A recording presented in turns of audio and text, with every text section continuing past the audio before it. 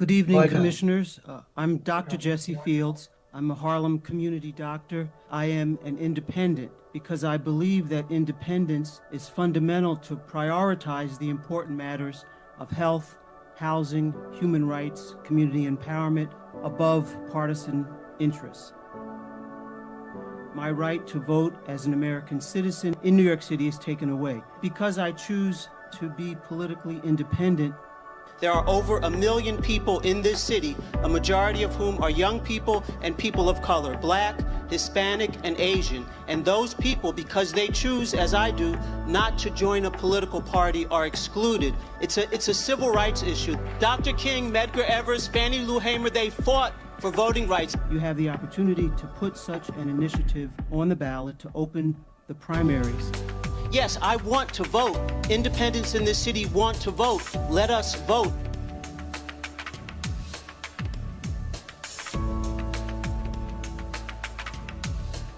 Open up the primaries. Give everybody the right to vote. No justice, no peace. Step up, tell us your name, where you're from, and briefly, what's on your mind? Good morning. This is Dr. Jesse Fields, Harlem community doctor.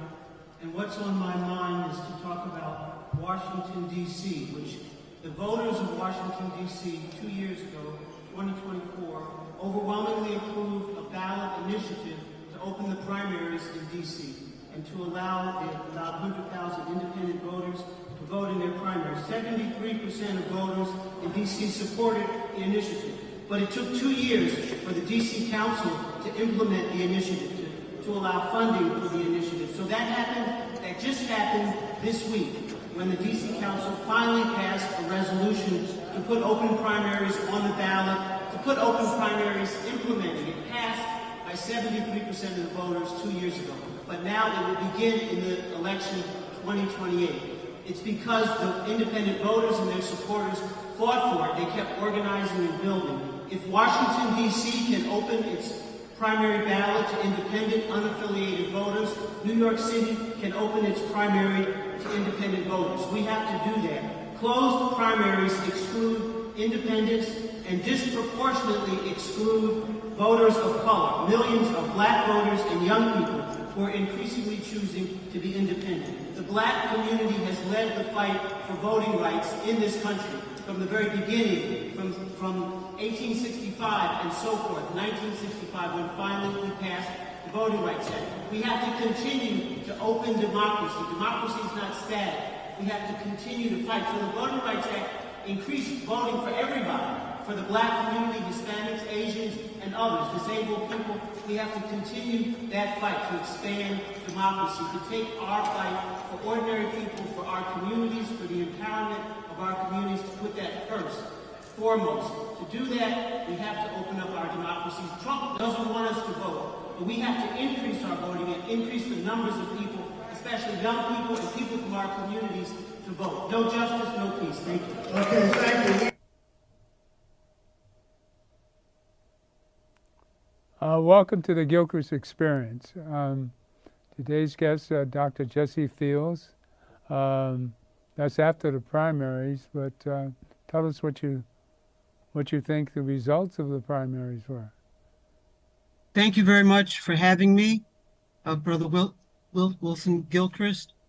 I'm glad to be on. I think that the primaries were just the beginning of really opening up the whole process. So I'm glad that insurgent candidates, new candidates won. I think that it's important to have fresh experience, new people, more independent, and people really coming from the community, particularly people who've been activists.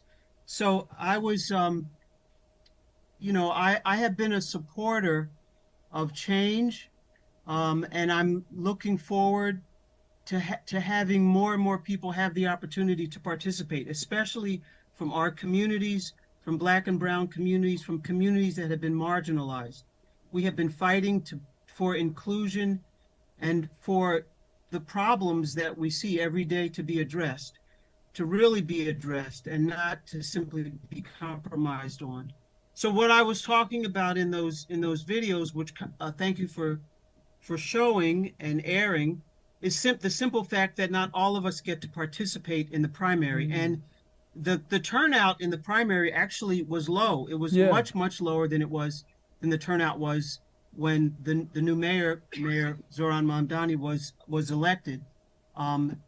There was much less turnout. I think that we can increase turnout by allowing everyone to vote, including independents, people who are not affiliated, who choose not to register in any party.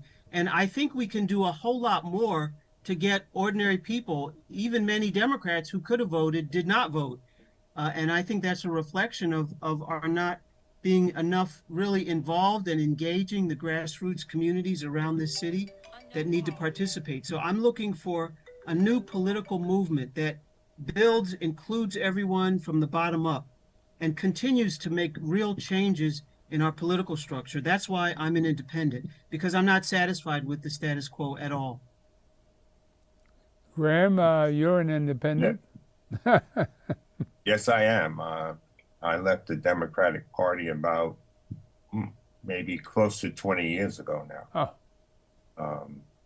I didn't see what I needed to see from the Democratic Party at that time.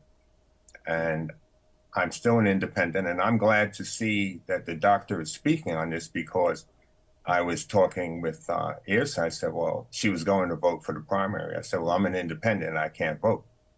And that's a violation of my constitutional rights. I have testified before the New York City Board of Elections on behalf of one of the offshoot parties some years ago. I don't remember if it was the Working People's Party, but one of those offshoot groups. And they were being told that they could not be on the ballot in the fall. They said they just didn't have the wherewithal or the means to get them on the ballot in time. And they asked me to come and testify at the Board of Elections. And I was shocked, because when I got there, I saw people sitting on that panel that I knew. And I said, it's very disturbing to me. My grandfather never learned to read or write, and he never got a chance to vote in his lifetime living in this false democratic country. So I told the people in the room to take down the names of every person sitting on the panel of the New York City Board of Elections. They filled out all of the necessary paperwork. They got their petitions. They had all the signatures. There's no reason why they couldn't be on the ballot. I said, you all use computers to put this stuff together. We're not doing typesetting and using the Gutenberg press. So I told the people, I said, if your party is not on the ballot for the primary, you will individually sue each person on that panel for violating your constitutional rights. Sue them individually, then sue collectively. And the people on the panel started panicking.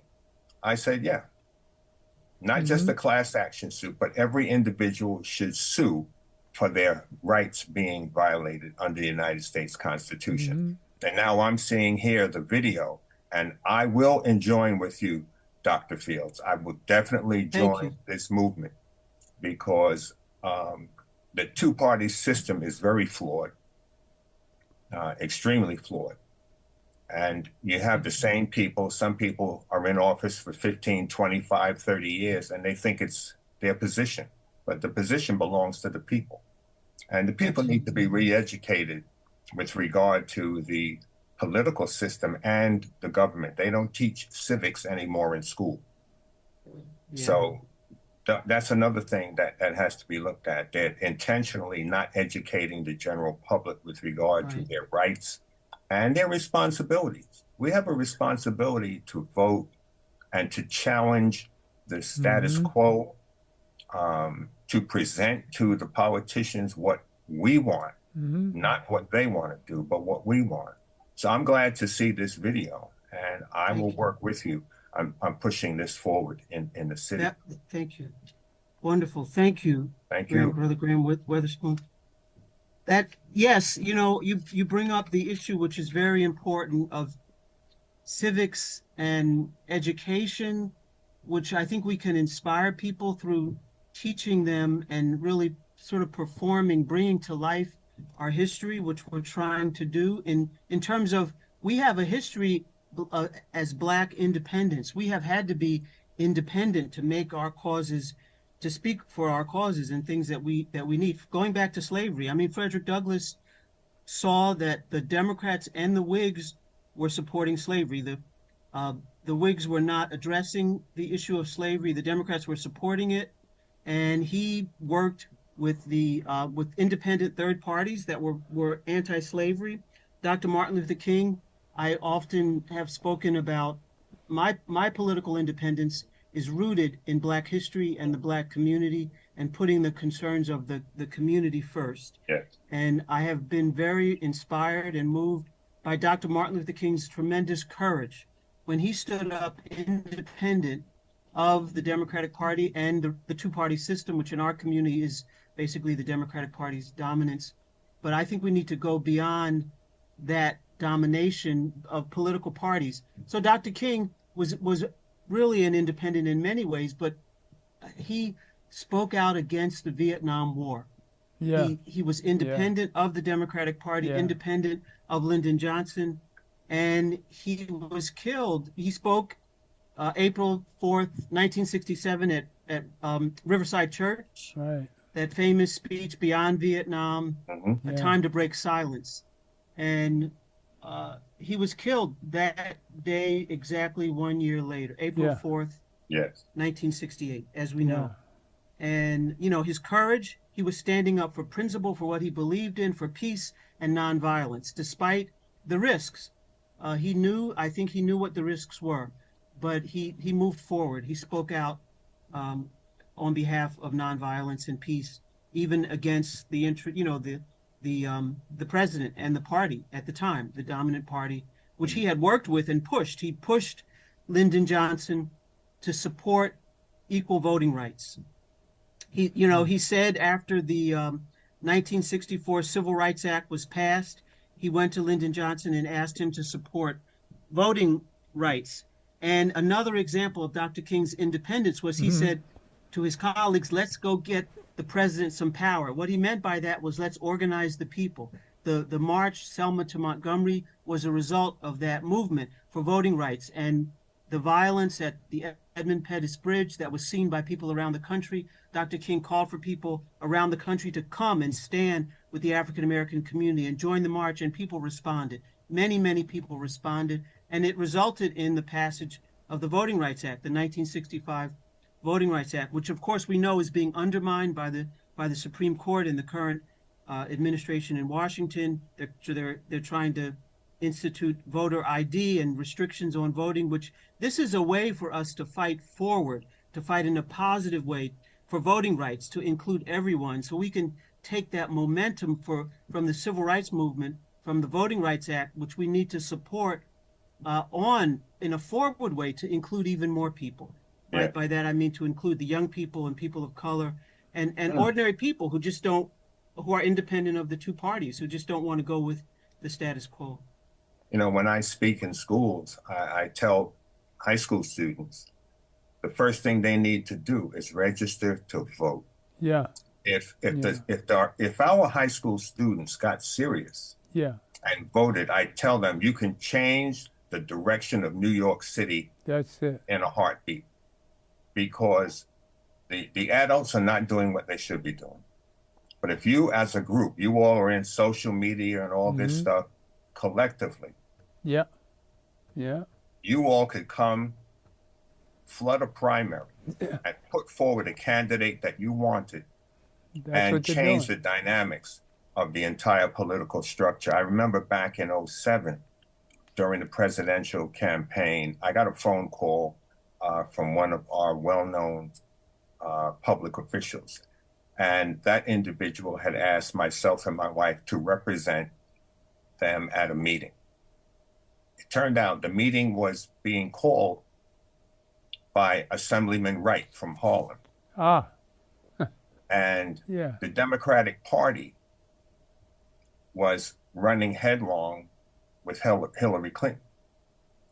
The meeting that Wright called was a meeting to meet with a young man named Barack Obama. Yeah, yeah. Yeah. And in that meeting, we got to sit and talk with Barack Obama in 2007. Mm-hmm. And he snatched the silver spoon from Hillary Clinton's mouth. That's it. And the status quo Democrats had to pivot from Hillary Absolutely. to Barack. Mm. There were black people that said that Barack wasn't black enough. All Yeah. kinds of and I'm not going to mention their names, but Everybody. they all got on the bandwagon. Yeah. The Democrat that was supposed to be the gifted child was not the gifted child. And Barack Obama, we saw what happened in his coming and his 2 successive terms. The 2 terms which were so dynamic that this guy in Washington has a problem. Everything he's doing, he's trying to compete with the former president. That's it. Tell him, Graham. And He's this is jealous. not about competition. As jealous. a president, you should be there to do in your time what is best for the nation. That's it. And if each one does what is best for the nation, they'll all be great men. That's it. But here we are, and it's very critical. And lastly, I was at at the Schomburg, almost 40 years ago. They had an exhibit on the victims of the civil rights era. My youngest son, Joshua, was looking at the photographs and the dates, and he said, Dad, I said, yeah. He said, this was going on when you were a boy. That's it. I said, that's right, Joshua. And it'll happen again. It will happen again in your lifetime if black people are not ardently working to maintain their rights, to protect their rights, not only for themselves, but for those coming behind them. And this is where we are today. Well, that comment about Obama brings me to this roll-in. Run item 3. I want you to remember a Democratic president that saved the world, and when he came in. Mr. President, thank you for doing this. There's been a lot of energy as you've been traveling the last few days. Right. You just finished a rally here in Fayetteville, and you've said your legacy is on the ballot. Yet there are reports that the African-American vote is not exactly where they would want it. How do we translate the energy that you clearly inspire and the message that you've inspired about your legacy into actual votes? Well, look, the good news is that what we've seen over the last several days is in Florida, in North Carolina, in places all across the country, votes generally have been up. You've seen in the African-American community big surges in early vote, big surges in Latino vote, big surges in youth vote.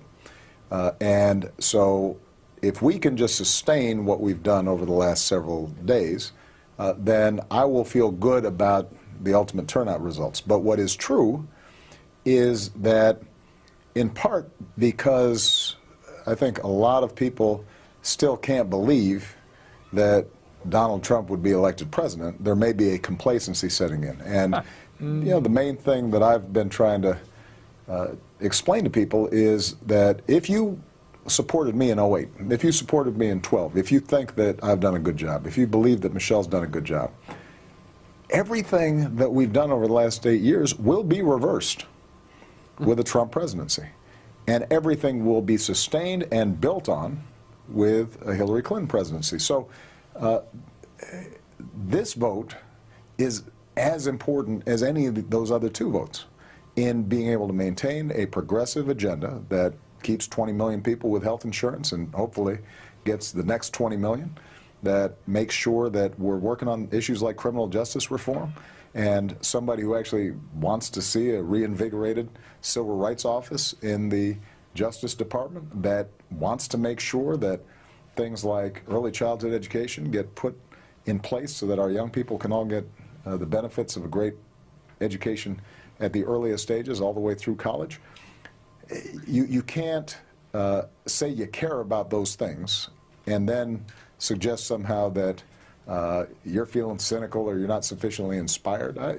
Michelle and I, we talk over the dinner table. We explain to our daughters, not everything's supposed to be inspiring. Sometimes you just do what you have to do, and one of the things you got to do right now is to make sure to vote for Hillary Clinton.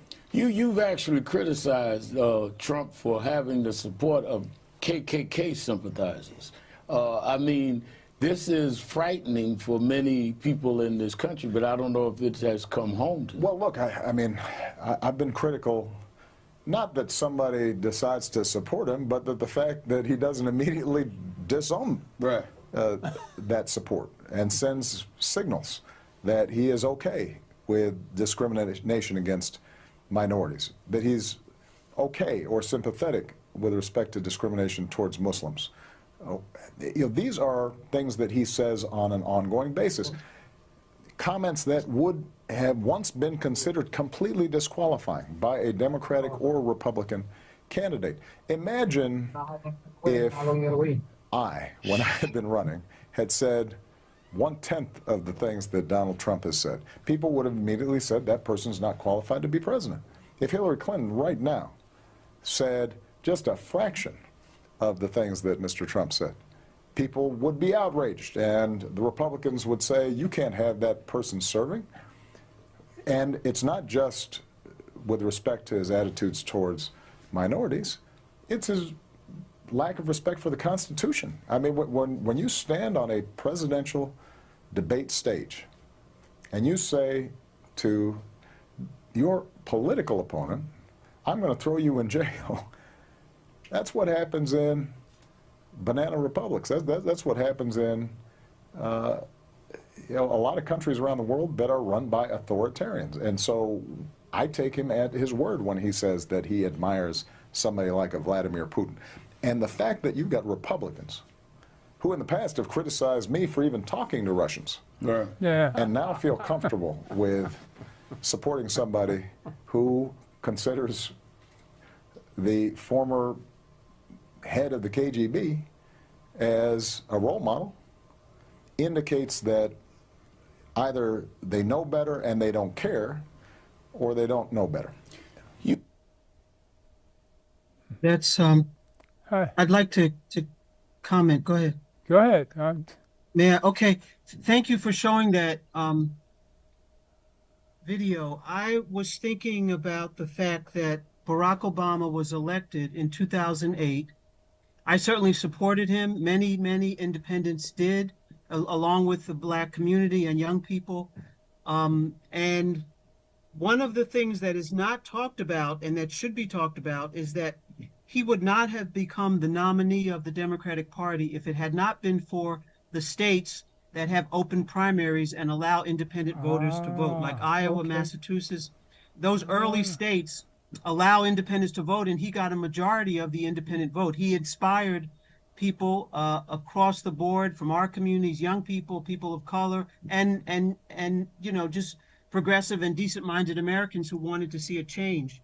So his very candidacy was, I think, a demonstration of the progressiveness and the need to really open the primaries in all states. New York City is an outlier. Most large cities like Boston, Chicago, LA, Detroit, most cities have open primaries. They allow independents who choose not to register into a party to vote, but New York City doesn't. So this, and I really appreciate your voice of support, Graham Witherspoon, in this effort. The Charter Revision Commission is holding hearings which people can testify in support of this issue, opening the primaries.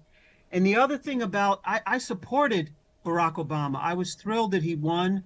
I supported him in 2008, and in 2012, we campaigned among independents for his support in states where independents could vote for him.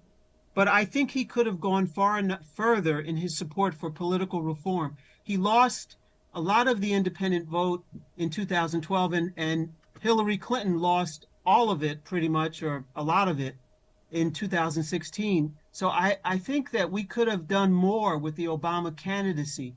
They did not reach out to independents. Actually, some people I work with, Jackie Salad and others, they met with some of the Obama staff, and urged Obama to support opening the primaries, to support political reforms, to really reach out directly to independent voters.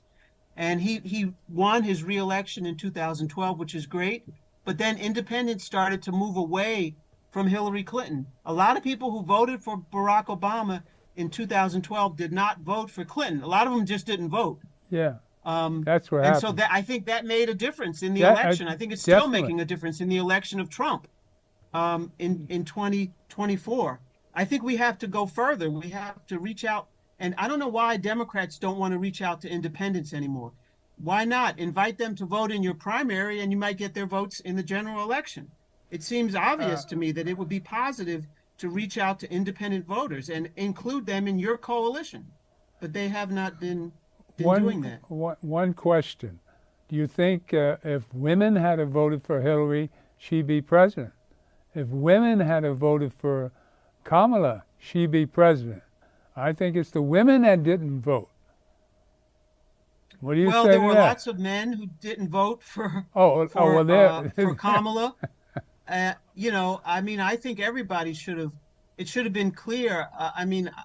You know, it's what Trump is doing is so horrible. He's threatening the very existence of our democracy. He's obviously anti-black, viciously racist, anti-Haitian, anti-black, anti-people of color around the world, as well as in this country. He's reversing, you know, DEI, diversity, equity, and inclusion. He's caused the unemployment, loss of jobs of so many black women. And his Department of Defense, the military, is disrespecting black military people who have sacrificed for this country. It's, you know, I think that it was a big mistake to elect Donald Trump. I mean, and we have to go back. We have to build the movement again. I mean, I think that we had movements. We were more connected to the Black Lives Matter, the youth movement, the independent movement in 2020. I think the reason we beat Trump in 2020 was because there was a movement going on, coming out of George Floyd, what happened to George Floyd, and so forth. Oh, yeah. We need a movement, a grassroots movement, to win these elections. We can't just win them with the standard, you know, politics as usual. It does not work anymore. Too many people are simply dissatisfied with the status quo and with the two parties. And Winston, you spoke about the female voters, the women voters. Yeah. That's very key, because I could not understand. I have a friend, she's from Ukraine. Mm-hmm. And when Trump was running, she called me and I said, no, the guy's no good. He's not going to do anything for Ukraine. He doesn't care about Ukraine. He wanted them to work and propagate a lie against Biden in the campaign. Yeah. The guy is not a businessman. Oh, but you know, on television, I said, that's television. Every business he had has failed. How do you bankrupt a casino? And the casino, I said, it's not a businessman. It's all TV. He's no good.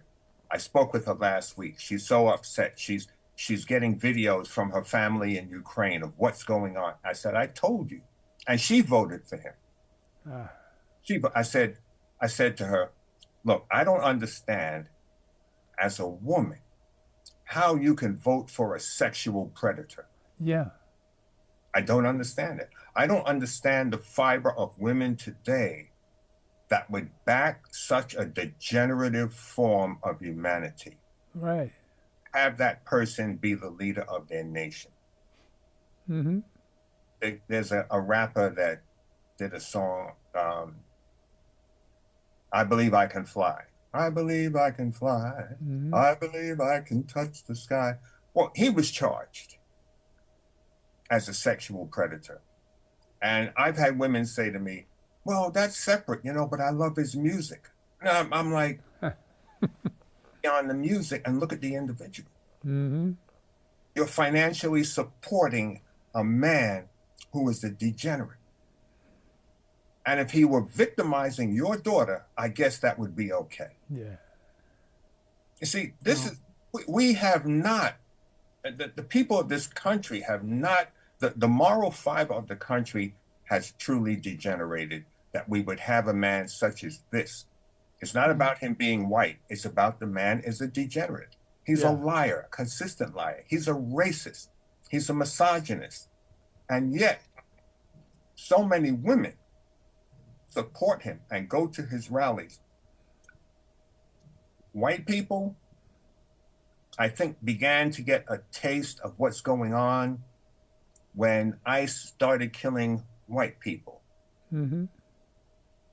And they were out demonstrating. You have a woman, a gay woman, who is shot to death by these rogue quasi law enforcement personnel. Yeah. The other young man that was carrying a weapon, had the right to carry, was not trying to use his weapon against anybody, and they summarily executed him in the street. But unfortunately, people are not waking up. It's like they're in a lobster pot. And when they wake up, it'll be too late. But the political party... no, it can't be too late. They're waking up now. They're waking up now. I hope so. And the Supreme They have Court, to. They have to wake up. I mean, this has gone too far. He's gone too far. The Supreme Court. Yeah, I think he's lost a lot of the support that he had. And we have to keep fighting. I mean, we know as a people about continuing to fight in the face of deep odds against you. But I think he is losing support, and if we can unite people and keep building, we have to, as Winston Gilchrist was saying, and we will. I think we will overcome this terrible moment of his presidency. And the polls, his numbers are down, and we gotta keep building in a positive way, I think. As they organize. Look at what we're doing at NAN. Look at what we've done at NAN all this time. Now, we saw Reverend Sharpton and Obama 10 years ago, and they warned us back then. They saw it coming. We saw it coming. Now, Comey had brought out an investigation against Hillary, a month before the election? And he had the same investigation going against Trump. And he didn't mention Trump's investigation, but he mentioned Hillary's. It's all a con. We've been conned into this man twice. And it's stupidity to see what happened first time and to see what happened in 24. I mean, again, people didn't vote for a woman. Black people didn't vote for a black woman because she was married to a white man. I mean, we've got our shortcomings, every one of us. Something happened, some problem, and black people don't vote like they're supposed to. Well, now, how do we get them to vote now? Well, I mean, if you look at the numbers, a lot of people did vote for Kamala. So we were cheated? There was You think we were cheated? No, I think we have to look at the numbers. There was the margin of victory. There was a way. It wasn't that close. I mean, Trump. If I don't have the numbers in front of me, we should talk about the numbers. There was a margin of victory that was certain people, but a lot of people did vote. I mean, black women came out in force in support of Kamala. Okay. And others, she did get votes. It wasn't everybody. It wasn't all of the black community that didn't. Some people didn't vote, but I think that I'm not discouraged.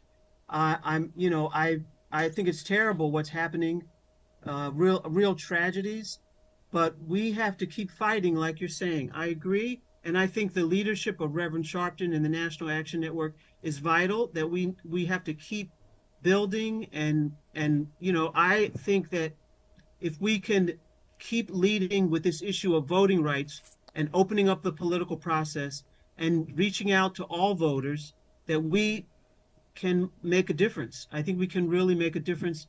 And it was not, Kamala did not lose by a lot. There were key states like Pennsylvania and other states that she lost, but a lot of people voted for her and supported her.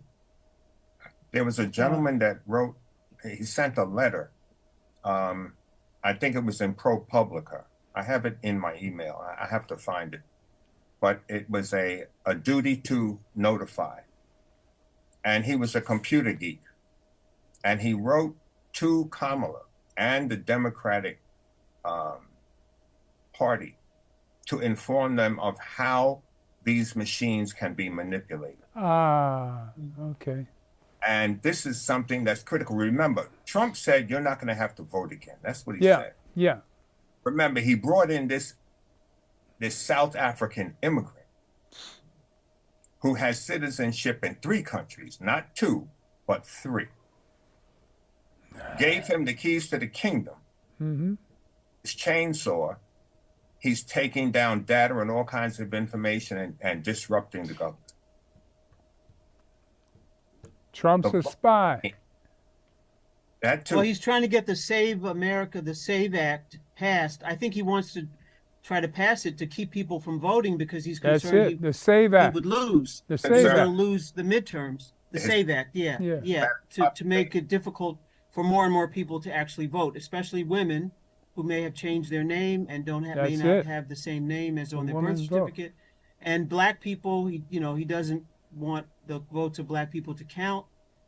He wants to make it more difficult for people of color, for underserved people, poor people, working people to vote. That's why he's putting so much into getting that passed. I think he's afraid he's going to lose the midterms, which it looks like hopefully they will. So, But that's, his way of winning is to cheat, Yeah. is to keep people from voting and not count their votes. That's his strategy. He cheated the first time with Putin's help. I mean, that was obvious back then.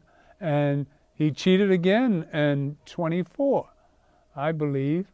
But, that's the past. We have to deal with the future. So I just want to show Maurice at the huddle, last Monday. He was supposed to come on Skype, on Zoom, but he didn't. I think something happened.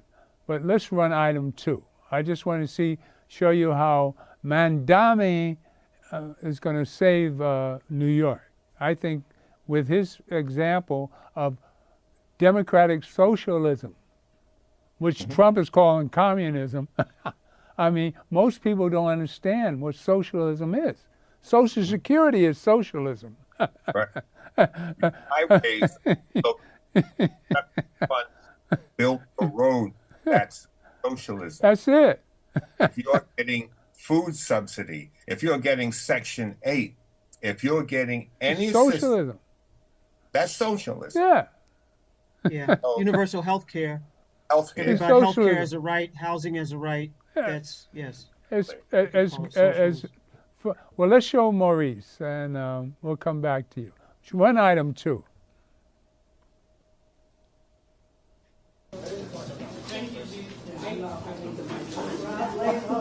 Right. Thank you for that, Christian. Thank you for that, Ms. Gina. That was very informative. Now, Christian and I read similar articles, so I'm going to give you guys the condensed version of mine, which is kind of like what I think about mine. So I'm, again, talking about the rise of the democratic socialists of America, specifically in New York, Mamdani's big win, and how Mamdani was able to get 3 of his people in office, which is really big. We're talking about Daraliza Avilia Chevalier. Is it Chevalier or Chavez? How do you have it? Chevalier. Okay, Chevalier and Claire Valdez. So they had 2 big races. The races didn't really pan out the way people expected them to. They were elected mostly among like whiter and highly educated neighborhoods. You would think that they, like the ones that were being gentrified, among an influx of like new arrivals. Now you would think it would be like predominantly poorer people or whatever that would be supporting them, because socialists are primarily against like poverty. They want to get rid of poverty, and they have a lot of views that are geared towards helping the middleman and like the working class. So you would think that it would be most of those people would be out there supporting them, but no, they got a lot of mixed votes, which has people hopeful about them being able to do well on a grander stage, like win in other states like Florida and different things like that. The article gives mixed reviews on whether that's plausible, whether it can happen. So what I want to talk about specifically, the article calls them pretty much the insurgent wing of the Democratic Party.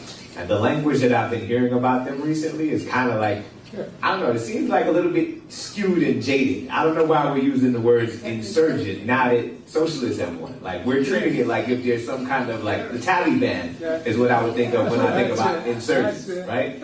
Like, socialism is not a new phenomenon, right? Like, Dr. King was technically a socialist. Dr. King believed a lot of the same things that some of these people believe. I feel like they're getting somewhat of an unfair rap. I also heard recently about Chevalier's old tweets or some kind of social media stuff that she was doing from like 2018, right? And again, I don't think that it's fair. She was not running for politics at that time. She's a regular person like you and I. Okay. So now that she wins, I don't know why all of a sudden they're bringing tweets from 2018 to be like, hey, look at this tweet you made. Like, if we examined all of our social media accounts from back then, I'm sure all of us have said things that we didn't mean in the moment, or we said for a reaction or some kind of different thing. So I don't think it's fair for them to say that, especially when we've elected a president who started his political campaign by saying, like, certain people are rapists, they carry disease, they commit crimes, and he assumes some of them are good people, right? And then we had audio leak of him talking about when you're rich, they just let you do whatever you want. Bunch of explicatives that I'm not going to repeat. How he could grab people this way and that way and all that.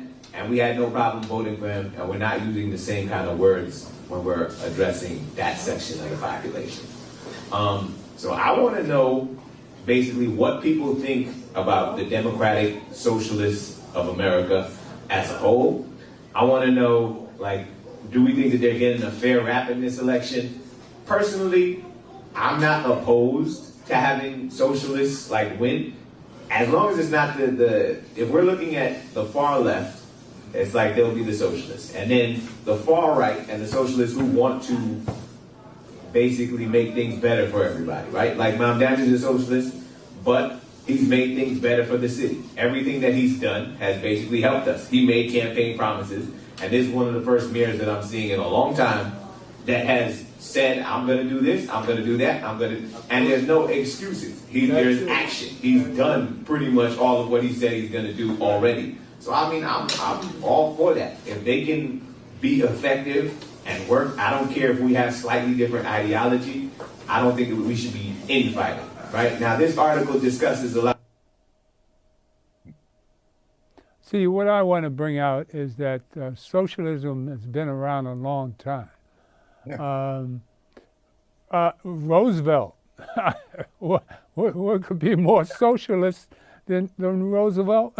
I mean, wow. And Hitler was a socialist. I mean, he did wonders for Germany. But these two people had different outlooks on how to treat people. And they had their hates and their loves. Roosevelt was debilitated, you know, at 30, what was he, 30 years old, and he caught polio and crippled for life. So he knew what it was like to be, and he was rich. A rich man with a poor man's, well, you figure most people that are debilitated are poor. But, you know, he rose to the occasion. But he was a people person. He was a socialist. So why are we letting Trump call this communism? Because socialism in Russia and Germany turned out bad for the leader. The leader was self-centered and all for him and what he hated. Those two degenerate minds there, showing what you can do with socialism on the bad side. Mandani is doing wonders with socialism. So we should engulf this, the independents, the Republicans and Democrats. This is the answer. Look out for the least among us, being Christian, bringing God into your heart. All right? Have to be together. It's not about I'm the best and you're the worst. People have to work collectively. Right. the Communist Manifesto says, from each according to his ability and to each according to his need. But they don't follow that. Now, but that's not communism. That's the scripture. That's the Bible. That is the Acts, the 2nd chapter. It says that those that had wrought together so that those who had little or none could have some. That's not communism.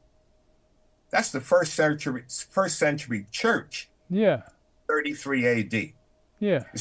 So you have to be careful, like when this clown is calling somebody a communist, because that's supposed to have it's supposed to be a pejorative term, and people getting caught up in branding, not understanding what is what, because again, 1,000 times, people will not study history. They will not wind up in mess over and over again because they don't see the pothole right in front of them. If they had read the history, they'd recognize the pothole, and you veer left or you veer right. But people don't study history. I am an independent. I have voted with the Democratic Party. I have voted with the Republican Party. I voted with the Independent Party. I voted for Mamdani. I don't care. I'm voting the individual. Yeah. I'm not voting the Democratic Party. Their platform was like nebulous. It made no sense to me for so many years. Nebulous. And it was, looking again at history, it was the Democratic Party that denied us the right to vote. The Democratic Party. Well, they were Klansmen back then. The Klan, right. Yeah, that was, yes, that was the Democratic Party. I like to look at what people actually do, and not, I think we have to get away from so much the ideology, but what does it actually mean? So I have been involved working with public housing residents, and I've been involved in supporting public housing and what you could call socialism. But what it turned out to be a way for our people to live, because there was segregation, redlining.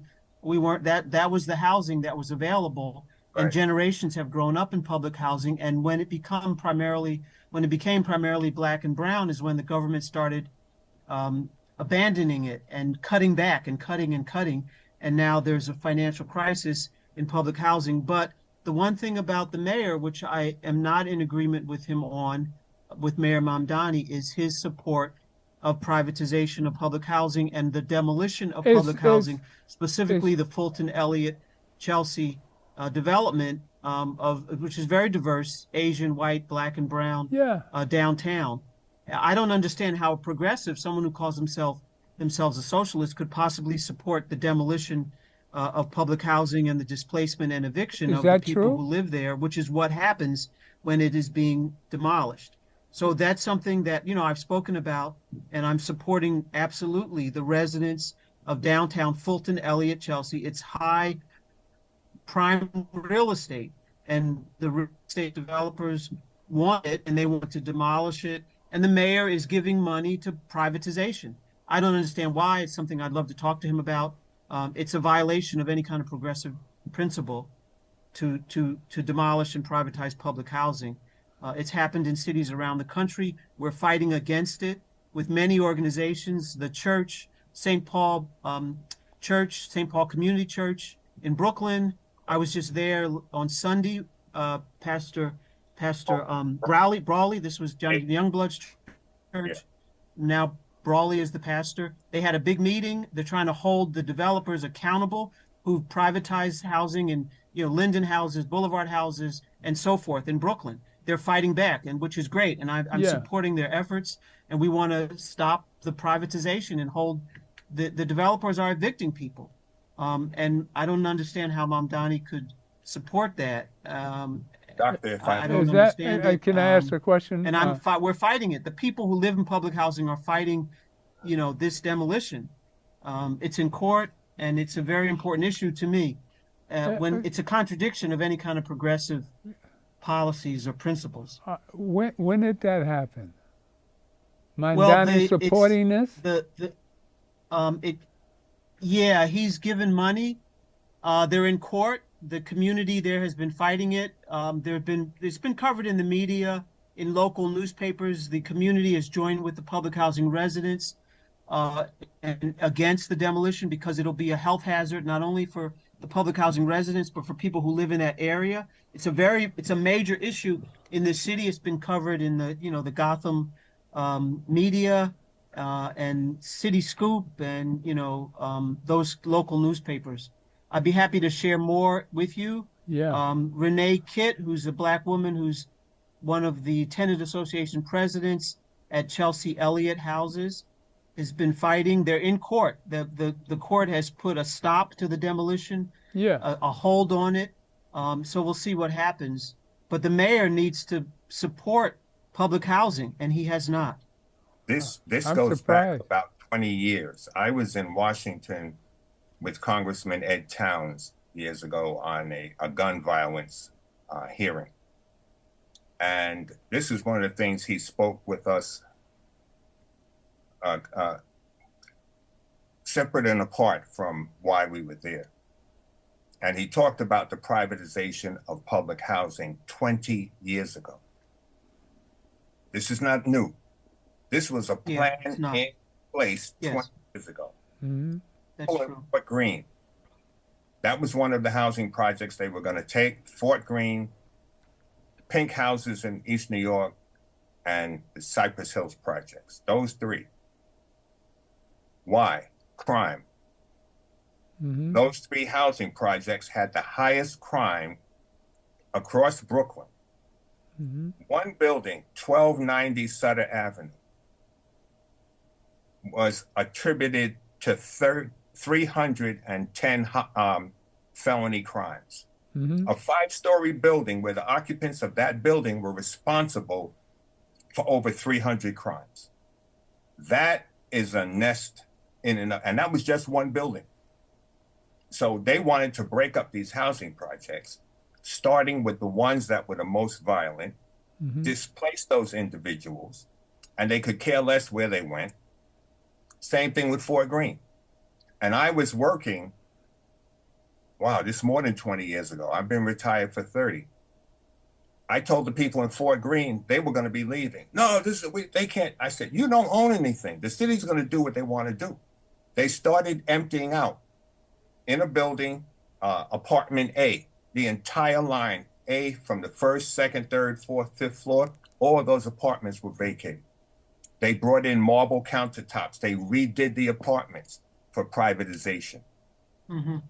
And this has been going on and going on for decades now. The boulevard houses, my church, I used to be a member of St. Paul years ago when Reverend Youngblood was there, Mm-hmm. Reverend Brawley. But they've redone the buildings in the boulevard. You wouldn't even know they were housing projects. So they're not concerned. Their biggest concern was getting rid of the criminal element initially. Mm-hmm. And now it's about the money. This is another thing with Eric. Eric had all the developers in his pocket, Really? giving away the city to the developer. Ah. Yeah. People paying $5,000 a month rent in New York City. That's insane. It's criminal. Absolutely. So Mondani now, invariably, and I don't know, I'm not in the administration, I don't deal with it at all. But and you got to go back to the federal government. 14 years ago, or 12 years ago, the Supreme Court said that corporations are people. Right. Yeah. So the decision that they made, allowing corporations to get involved in politics, to buy off a campaign. Yeah, that was the beginning. That was the beginning. The Yeah. Supreme Court of the United States. Yeah. What do they call it? Something America, Citizens United. That's what they call it. Yeah. Yeah, Citizens They're not United. citizens. Yeah. Corporations cannot vote. All right? And many corporations don't even pay taxes. That's it. You had it from the That's it. federal level, and it's trickled down to the local That's level. it. And this is the problem, not just with the country, but with the local government. Well, I just want to put People in, with the money, they expect something in return when they put their money in the table to help an individual get elected. I like to put in, we should go to loudmouth. Run item 4. I just want to put this in there. Yeah, Mike, Chris did a walkthrough with the police. So is the concern a shooter? We get threats all the time. I'm not gonna not do the rally. Why don't you give me your name? Reverend Alfred Sharpton, chairman of National Youth Movement. We just buried a boy, and the only thing he did wrong was he was born on the wrong side of the tracks. In New York City in the 80s, what we wanted to say, people did not want to hear. So you had to be loud because you were not invited to address the public. This is the beginning of a civil rights movement in New York. It's all the media's fault. These things should be kept quiet. Now shop and go home. They will say that we are exasperating racial tensions, but the people know the truth. George Floyd's story has been the story of black folks. We talk about calling for a big march. We won't put 200,000-300,000 people in Washington. If the question comes from the media about looting, he wanted to pass to you to set the tone. Couldn't breathe. I understand the anger. I've been fighting these issues for decades. Anytime you start shaking the root of this system, then you're going to have a discredit campaign. No justice! Senator Schumer, we have not had the legislative response to the litany of cases of policing all the way from Rodney King to now. 2020, we must deal with police brutality. We got to turn these stations upside down. All of our lives you had to fight to make sure that you control the story. I want the folks at CBS to know if you can't tell the story right, don't tell it at all. You've got to be able to raise the theater level to where you don't lose control, but it is dramatic enough that you can't be ignored either.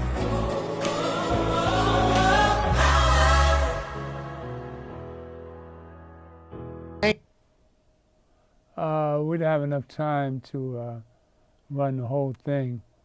But I think that's our future. You see with the new place opening up, the firehouse, and the next week, we can see that this leader has led us this far, and we've got the leadership now, and we're part of the team. We're part of the movement.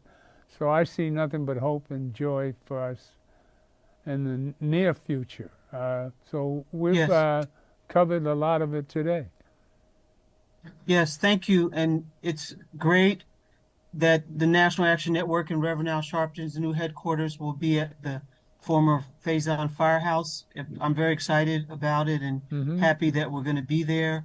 And the movement is growing with the commitment that he's made and that we've made to the Harlem community, to keeping our communities, our people being able to stay in the community. That's what this represents.